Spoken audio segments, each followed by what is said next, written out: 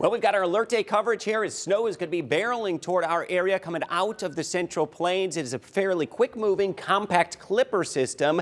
It is now across the state of Iowa, so snow is going to be arriving before midnight tonight. I do expect it's going to be working into the area. Now, what we have right now, it's a little bit of light snow, not creating terrible issues on the roadways, but they will be wet or slippery in some areas as we get a little light snow that may be good for just a coating of snow before the main event does arrive as we go toward midnight tonight. Temperature-wise, we are close to the mid-20s. Winter weather advisories are in effect for all of southern Michigan, most of northwest Ohio. We're going to be anticipating 2, 3, up to 4 inches of snow. That's going to be arriving after midnight tonight through daybreak tomorrow morning and continuing through the early morning hours. Winter storm warnings, though, Erie and Huron County. Now, there is an element of what could be some lake enhancement showing up with this system that could enhance some of the totals out toward Erie and Huron County, where the snow may be heavier, where winter storm warnings are in effect from Cleveland down toward Akron, east over toward Lake and Ashtabula County, up the more central portion of Ohio.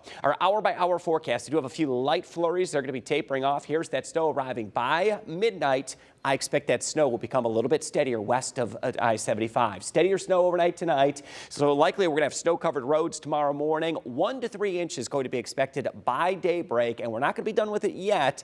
More snow is going to continue through the morning. 1 to 2 inches of an accumulation that will be expected with some additional snow bands. It will be possible working through northwest Ohio and southern Michigan, even as late as 3 to 4 p.m. before that begins to taper off into the evening. So how much snow to expect? For most, it's going to be 2 to 4 inches of an accumulation. Higher totals of that fluffy snow will be possible in Erie and Huron County, where we could get up to 3 to 6 inches of total snow. This is going to be very light, fluffy snow. Let's send it over to meteorologist John Birchfield. John, you're going to break this down, but really a detailed look at the timeline of what to expect into Friday. Yeah, Chris, timing is key with this one because the bulk of that snowfall that you just showed on the map, that's going to occur tonight as you're sleeping through early Friday. And when the snow does fall overnight, it tends to stick more readily on the roadways, and that'll cause traffic slowdowns for your Friday morning. Steady snow when you wake up. Travel could be snowy and slick on even major roadways into your afternoon and evening. Snow is going to be ending, but there is going to be a cold, gusty breeze developing behind that system.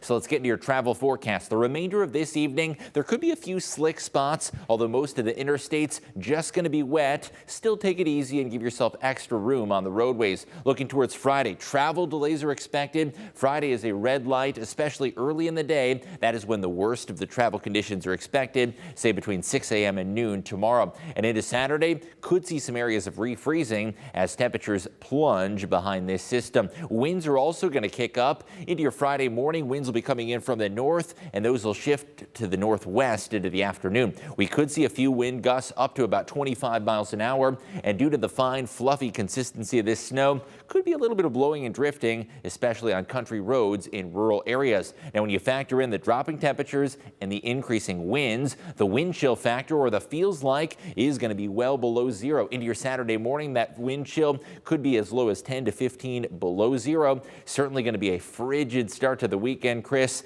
But for those looking forward to warmer weather, we do have some good news coming up in that 10-day forecast as we really do a total 180 in the weather pattern from this week with that harsh winter chill to next week. That's a little bit more of that characteristic El Nino. John, let's be a little positive about this too. Let's think about this. When we're in the middle of January, typical weather for this time of year like this, we could look back at this winter season, and this may be one of the harsher weeks of winter weather that we experience. Yeah, seems like we're rounding a corner as well. And also our average high temperature starts going up by the end of the 10 days. So we're at 34 right now, and it's going to jump to 35. You know, those lighter evenings, also something to look forward to. All right, John, no doubt about that. We're going to have some ups and downs, but perhaps some light at the end of the tunnel. And you're going to see that here in the 10-day forecast with our alert day on Friday. We do expect that snow tonight into tomorrow morning. Total accumulations for most 2 to 4 inches. That snow will be tapering off through the afternoon. As John mentioned, sub-zero wind chills into Saturday morning.